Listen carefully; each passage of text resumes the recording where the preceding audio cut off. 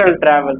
Astral டிராவல்னா என் உடம்ப விட்டு என் ஆன்மாவை வெளியே பிரிச்சு என் உடம்பு படுத்துட்டு இருக்கும், என் உடம்ப என்னால அப்படியே பார்க்க முடியும்.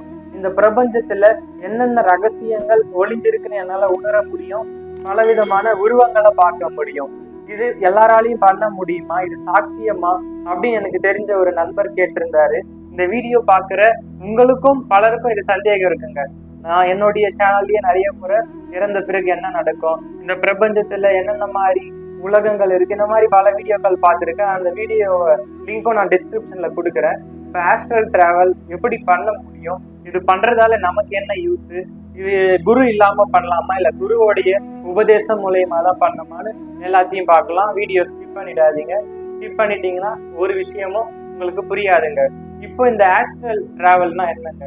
இப்போ நீங்க ஒரு நல்ல ஒரு தியானம் பண்ணிட்டு இருக்கீங்க, ஒரு பல வருஷங்களா தியானம் பண்ணிட்டு இருக்க ஒரு நபர் முதல்ல நீங்க தியானம் பண்ணும் பொழுது என்ன நடக்கும்னா, அப்படியே ஒரு பேராண்டத்தை பார்த்தேன், பெரிய பெரிய ஒளிய பார்த்தேன், நீல கலர்ல பார்த்தேன், ஒரு மிகப்பெரிய ஒரு ஒளிப்பிழம்பு, ஒரு இது வரைக்கும் அந்த ஒரு நபரை பார்த்ததே இல்லை, ஆனா அவர் என் முன்னாடி ஏதோ ஒரு உருவம் எனக்குள்ள வந்தது.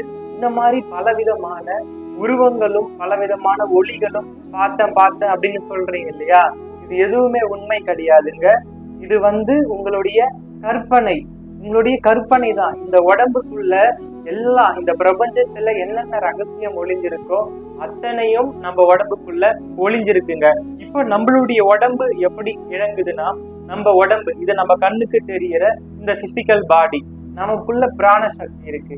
இந்த பிராண ஓட்டத்து மூலயமா தான் நம்ம இங்க உயிர் வாழ்ந்துட்டு இருக்கோம். இந்த பிராணம் கட் ஆயிடுச்சுன்னா நம்ம இந்த பாடி சுடுகாட்டுக்கு போயிடுவோம். அப்போ இறந்து போனது எதுன்னு கேட்டீங்கன்னா, ஜீவாத்மான்றது தனியா வெளியே வந்து, இந்த ஜீவாத்மா வெளியே வந்து பரமாத்மா எங்கும் நிறைந்தது.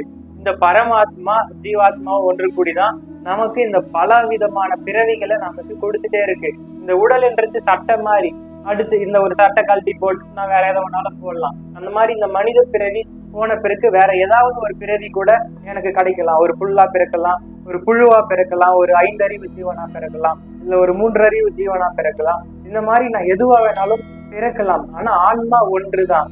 நான் எந்த ஒரு பிறவி எடுத்தாலும் என் ஆன்மாக்குள்ள என்னென்ன கர்ம பலன் இருக்கோ அதை நான் அனுபவித்துதாங்க ஆகணும். இது சத்தியமான உண்மை. இதை யாராலையும் மறுக்க முடியாது.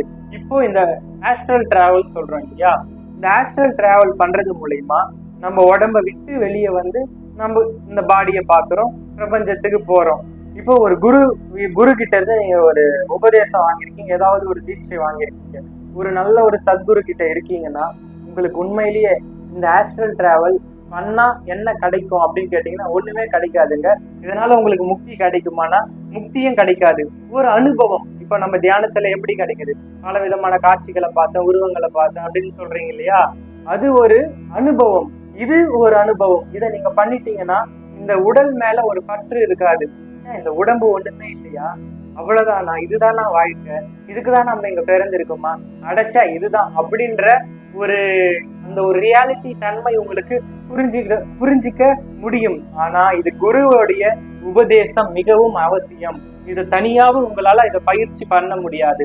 ஒரு குரு ஒரு நல்ல ஒரு குரு கிட்ட ஆல்ரெடி டீச்சை வாங்கி ஏதாவது ஒரு பிராக்டிஸ் பண்ணிட்டு இருக்கீங்க. இந்த மாதிரி குரு கிட்ட நீங்க கேக்குறீங்க, குருவே எனக்கு இந்த மாதிரி நான் என் உடம்ப விட்டு வெளியே என் உடம்ப நான் பார்க்கணும், இந்த பிரபஞ்சத்துல கொஞ்சம் தூரம் சுத்தி வரணும், சூட்சமான உருவங்களை பார்க்கணும். இந்த மாதிரி உங்களுடைய குரு கிட்ட நீங்க கேட்டீங்கன்னா குரு இவனுக்கு அந்த மாதிரி ஒரு அனுபவத்தை கொடுக்கலாம் அப்படின்னு குரு நினைச்சா மட்டும்தான் அதை சொல்லி கொடுப்பாரு. குரு இருந்தா மட்டும்தான் திருப்பி உங்களால உடம்புக்குள்ள வர முடியும். இல்லைன்னா உங்க உடம்புக்குள்ள வர முடியாது. இப்போ உங்க உடம்ப விட்டு வெளியே வந்துடுவீங்க, திருப்பி உடம்புக்குள்ள போக முடியாது. என்னுடைய குருநாதரே சொல்லியிருக்காரு. ஒருத்தர் அவருடைய வாழ்க்கையில அனுபவப்பட்டது, ஒரு கண்ணை யோகின்னு என்னுடைய குரு சொல்லுவார். அவர் இங்க சென்னையில தான் இருந்தாரு. அவர் உடம்ப விட்டு வெளியே திருப்பி உடம்புக்குள்ள போக முடியாத அளவுக்கு ஆயிடுச்சு. அப்புறம் அவங்க வீட்டுக்குள்ள இறந்துட்டாங்கன்னு சொல்லிட்டு உடம்ப இதெல்லாம் பண்ணும் பொழுது மேல தண்ணி ஊற்றும் பொழுது திருப்பி உயிர் வந்திருக்கு. அப்புறமா தான் அவர் உண்மையை சொல்லி புரிய வைக்கிறாரு இந்த மாதிரி ஆச்சுன்னு. இந்த மாதிரி குருவோடைய இது இல்லாம, துணை இல்லாம நம்மளால அதை பண்ண முடியாதுங்க. ஏன்னா குரு இருக்கும் பொழுது, குருவோடைய அந்த அருள் இருக்கும் பொழுது நம்ம இந்த மாதிரி ஒரு அனுபவம் பார்ப்போம். இது ஒரு புதுவிதமான அனுபவமா இருக்கு. இந்த உடம்ப பார்க்கும்போது என்னடா இது இப்படி இருக்கு, இதுதான் உலகமா, இவ்வளவு ரகசியம் ஒளிஞ்சிருக்குமா, இந்த மாதிரி பல விதமான புரிதல்கள் நமக்குள்ள கிடைக்கும்.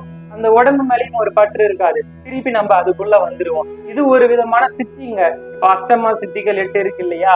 அனிமா, மகிமா, லகிமா, கரிமா, பிராப்தி, பிரகாமியம், ஈசத்துவம், வசித்துவம், இந்த மாதிரி ஒரு விதமான சித்தி. ஆனா இத பண்றதால ஒரு யூஸம் கிடையாது, இது ஒரு அனுபவம். இதை நல்லா மனதுல வச்சுக்குவாங்க. நீங்க தியானம் பண்ணும் பொழுது நான் அதை அடையணும், இது எனக்கு வேணும், அது வேணும் இப்படின்னு சொல்லிட்டு ஒரு எதிர்பார்ப்போட நீங்க தியானத்துல உட்காராதீங்க. பலனை எதிர்பார்க்காம இருங்க. நீங்க பலனை எதிர்பார்க்காம இருக்க இருக்க இருக்கதான் இறைவன் நீங்க என்னென்ன கேட்கலையோ கேட்டதும் கேட்காததும் அனைத்தும் அள்ளி அள்ளி கொடுப்பவர் இறைவன்க. நீங்க இறைவன் மீது மட்டும் அன்பா இருங்க. நீங்க இறைவன் மீது அன்பு வைக்கிற ஆனந்தத்துல அது ஒரு பேரானந்தங்க, பிரம்மானந்தம்ங்க. வள்ளல் பெருமான் அவர் சொல்லுவாரு, இறைவா எனக்கு நீ கொடுத்த ஆனந்தம் இந்த உலக மக்களுக்கு எல்லாருக்கும் போய் சேரணும் இறைவா. நான் மட்டும் ஆனந்தமா இருந்தா பத்தாது, ஒவ்வொருத்தரும் அதை உணரணும் அப்படின்னு கருணையே வடிவானவர் வள்ளல் பெருமான். பாடிய பயிரை கண்ட போதெல்லாம் பாடினேன் அப்படின்னு சொல்லவர் வள்ளல் பெருமான். அதனால ஆசை எதுவுமே இருக்காதுங்க. இந்த ஆசை இருக்கலாம், நம்ம நீங்க தியானத்துல இருக்கீங்க, ஆன்மீகத்துல இருக்கீங்க, நீங்க எதையும் அனுபவிக்க வேணாம், இந்த உலக வாழ்க்கையை எல்லாத்தையும் துறந்துடுங்க அப்படின்னு நான் சொல்ல வரல. எல்லாத்தையும் நீங்க தெரிஞ்சுக்கணும், எல்லா அனுபவங்களும் உங்களுக்கு அது கிடைச்சிருக்கணும். சோ அந்த அனுபவங்கள் நீங்க உணர்ந்தாதான் இது அனைத்தும் சிற்றின்பம். உண்மையான பேரின்பம் இங்கதான் இருக்கு, நமக்குள்ளதான் இருக்கு. இந்த பிரபஞ்சத்தில் அவ்வளவு விஷயங்கள் ஒளிஞ்சு கிடக்கு.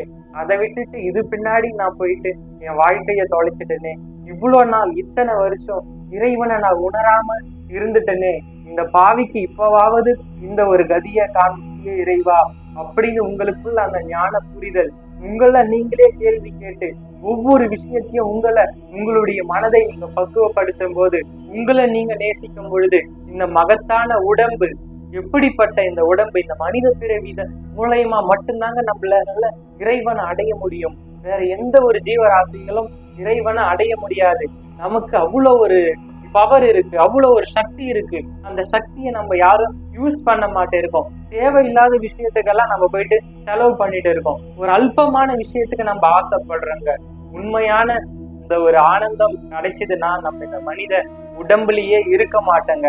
இவ்வளவு விஷயத்த நீ சொல்ற, இதெல்லாம் நீனா உணர்ந்திருக்கியா, இதெல்லாம் உனக்கு கிடைச்சிருக்கா அப்படியான்னு கேட்டீங்கன்னா அதற்கான உண்மையான பதில் என்னால சொல்ல முடியாது.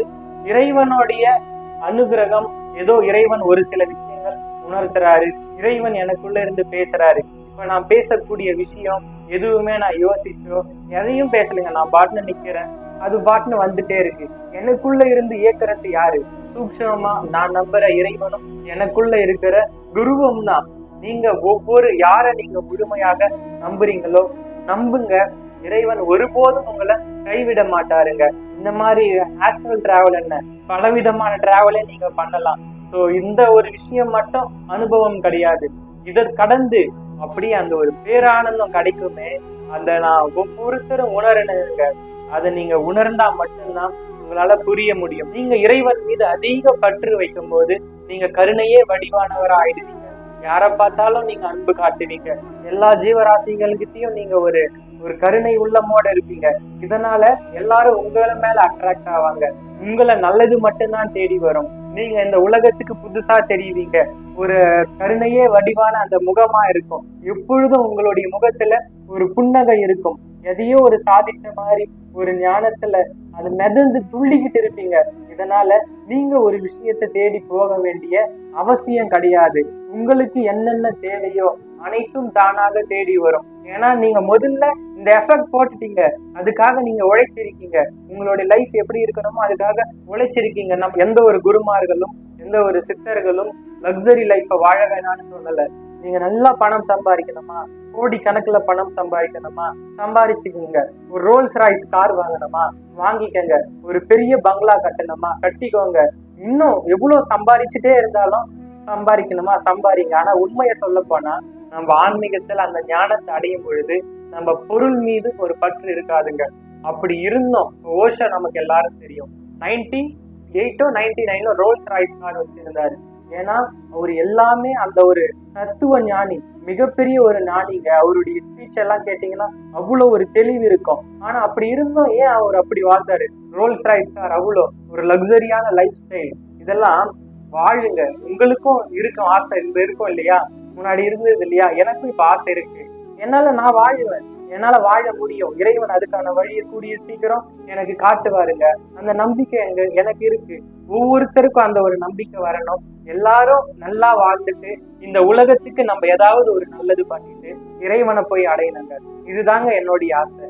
நான் இங்க பிறந்திருக்கேன்னா என்னால முடிஞ்ச ஒரு நல்லதை இந்த மக்களுக்கு பண்ணிட்டு ஒரு ஒரு பிரயோஜனமா வாழ்ந்த வாழ்க்கைய வாழ்ந்துட்டு இறைவனை நாடி இறைவனை போயிட்டு அடையணும். இதுதாங்க லைஃபோட அல்டிமேட் கோல். ஸோ அதுக்கான வழிய இறைவன் மட்டும்தான் காட்டுவார். இறைவனை தவிர வேற யாராலையும் எதையும் கொடுக்க முடியாது. இறைவன் கொடுக்க நினைப்பதை யாராலும் தடுக்க முடியாது. இறைவன் தடுக்க நினைப்பதை யாராலும் கொடுக்க முடியாதுங்க. ஸோ இந்த வீடியோ ரொம்ப ரொம்ப உங்களுக்கு யூஸ்ஃபுல்லா இருக்கும். பலவிதமான இன்ட்ரெஸ்டிங்கான விஷயங்கள் நீங்க கத்துட்டு இருப்பீங்க. இந்த வீடியோவை உங்களுடைய ஃப்ரெண்ட்ஸ் அண்ட் ஃபேமிலி சர்க்கிளுக்கு ஷேர் பண்ணிட்டு இதே மாதிரி யூஸ்ஃபுல்லான வீடியோஸ் பார்க்க இப்பவே நம்மளுடைய சேனலை சப்ஸ்கிரைப் பண்ணிக்கோங்க. Thank you guys.